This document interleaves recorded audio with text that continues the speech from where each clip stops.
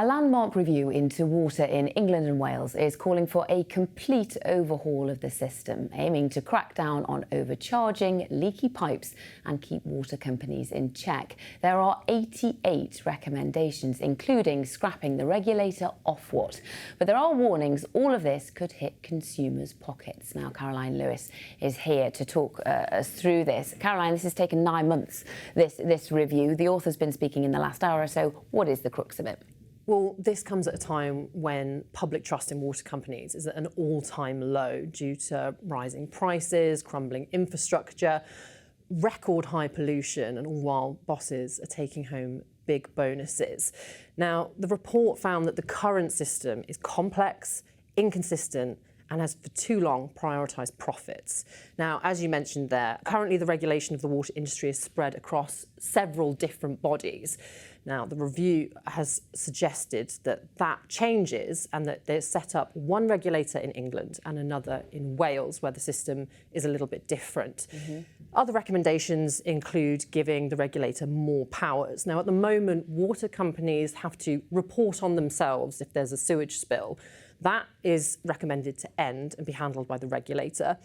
And it's also looked at ways at bolstering consumer protection, including the creation of an ombudsman to give people a sort of a clearer way to complain about water companies. And the government's already committed to doing that. But it remains to be seen whether any of these recommendations will actually be taken up by the government. In response to the report, the Water Minister, Emma Hardy, said this morning that it was clear that the current system was broken, but ministers will spend the summer looking over the recommendations before putting together a water bill for next year. I've heard a lot today, rising bills amid sewage spills. It's a good old headline.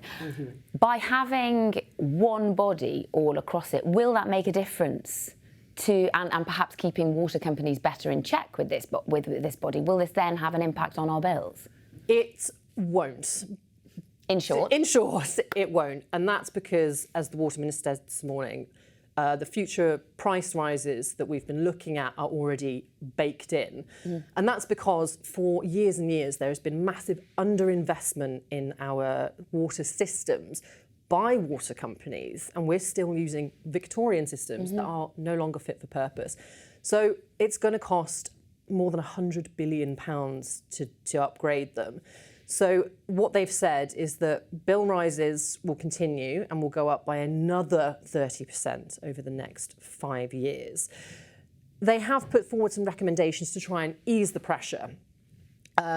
One of those is introducing compulsory smart meters, which work like your electrical smart meters, so that people only pay for the water that they use rather than paying a flat fee. However, 60% of households already have them, so that won't make a lot of difference for many. They've also suggested introducing a national social tariff, because at the moment they vary from water company to water company, so that everybody gets the same available support wherever they are in the country. You mentioned the word national then, but there was no mention of nationalisation in this report, was there? No, that was something that was taken off the table before this review was looked at, so it doesn't mention it at all. Now, the government has said that it ruled it out because the cost was too much and that sticking with private companies would lead to quicker change.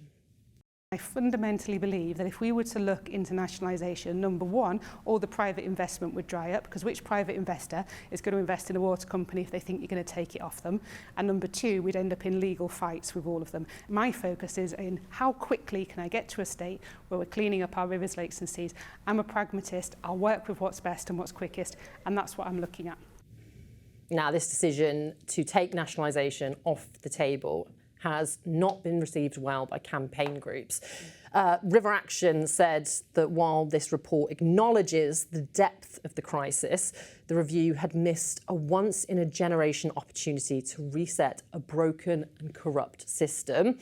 Surfers Against Sewage were even more scathing, claiming the recommendations amounted to putting lipstick on a pig, adding that it utterly failed to prioritise public benefit over private profit, and abolishing Ofwat and replacing it with a shinier regulator won't stop sewage dumping or profiteering if structures stay the same.